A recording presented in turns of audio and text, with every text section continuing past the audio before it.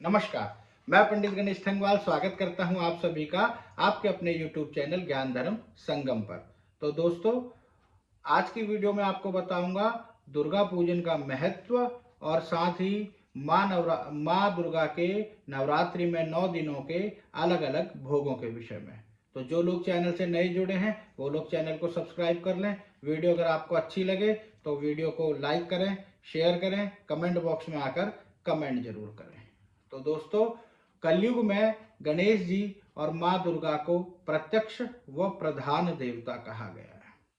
माँ दुर्गा 3 रूपों में तम प्रधान रूप को महाकाली का रूप कहा गया है, जो दुष्टों का संहार करती है, और सत्व रूप में महालक्ष्मी कहा गया है, जो जगत का पालन करती है, और तीसरा ब्राह्मी शक्ति को सरस्वती कहते हैं, जो जगत की सृष्टि और ज्ञान का संचार करती है। समस्त देवी देवताओं के पर्वोत्सव वर्ष में एक बार आते हैं या मनाया जाता है, ऐसा कह सकते हैं। परंतु दुर्गा माता का पर्वोत्सव, जिसे नवरात्रि कहते हैं, वर्ष में 4 बार मनाया जाता है।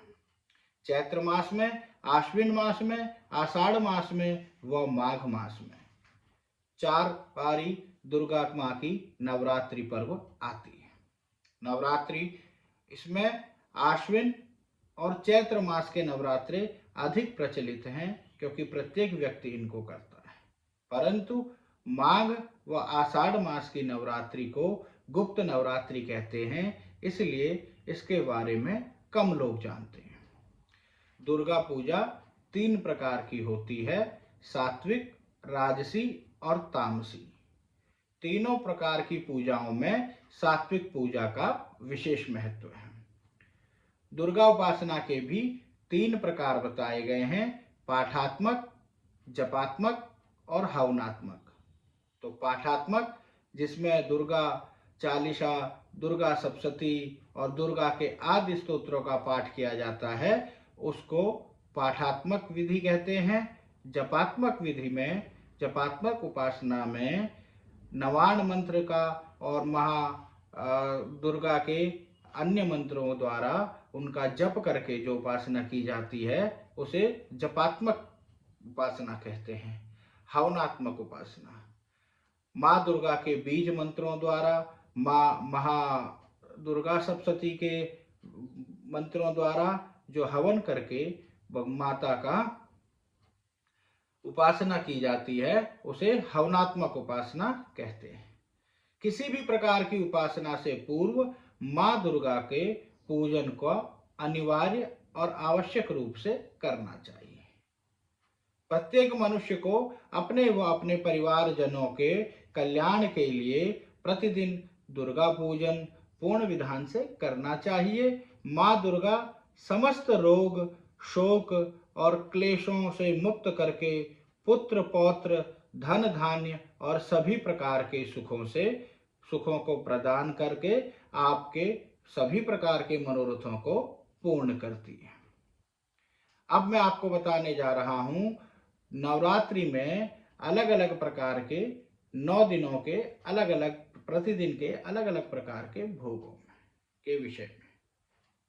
किसी भी प्रकार की पूजा में भोग का अपना एक अलग स्थान है, क्योंकि दोस्तों, अगर हम किसी भी व्यक्ति को अपने घर में बुलाएं और उसका आदर सत्कार करें और उसके खाने पीने की व्यवस्था सही ना हो, तो व्यक्ति प्रसन्न नहीं होता है।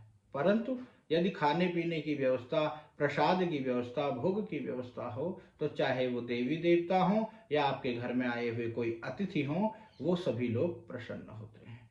तो जब आप माँ दुर्गा को अपने पास में बुला रहे हैं, अपने घर में बुला रहे हैं और उनका पूजन कर रहे हैं, तो उसमें भोग का भी विशेष ध्यान रखना चाहिए।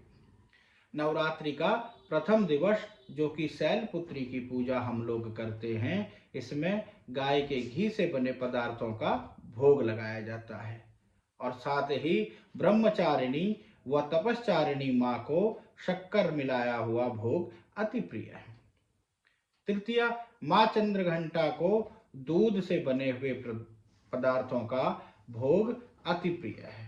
तो इसमें दूध व अन्य प्रकार के दूध से बने हुए भोगों को आप माँ दुर्गा, माँ चंद्रघंटा माँ को आप भोग लगा सकते हैं।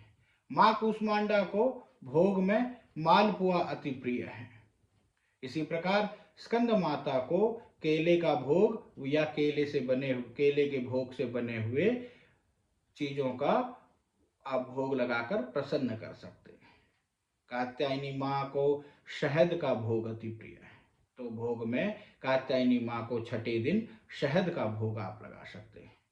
कालरात्रि माँ की पूजा में गुड़ या गुड़ से बने हुए पदार्थों का भोग आप लगाएं।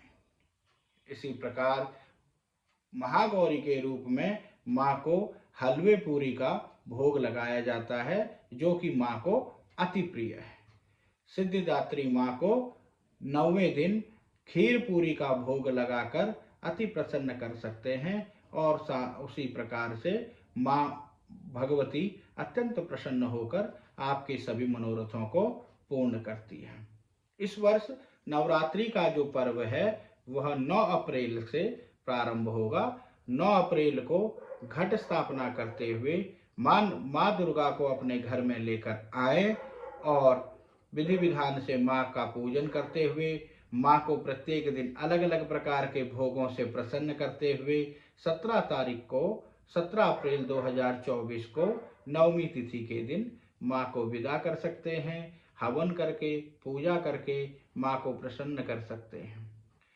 माँ दुर्गा आपके सभी दुखों को, सभी रोगों को, सभी शोकों को, सभी प्रकार के क्लेशों को दूर करे और आपको नव ऊर्जा प्रदान करे और आपके सभी मनोरथों को पूर्ण करे।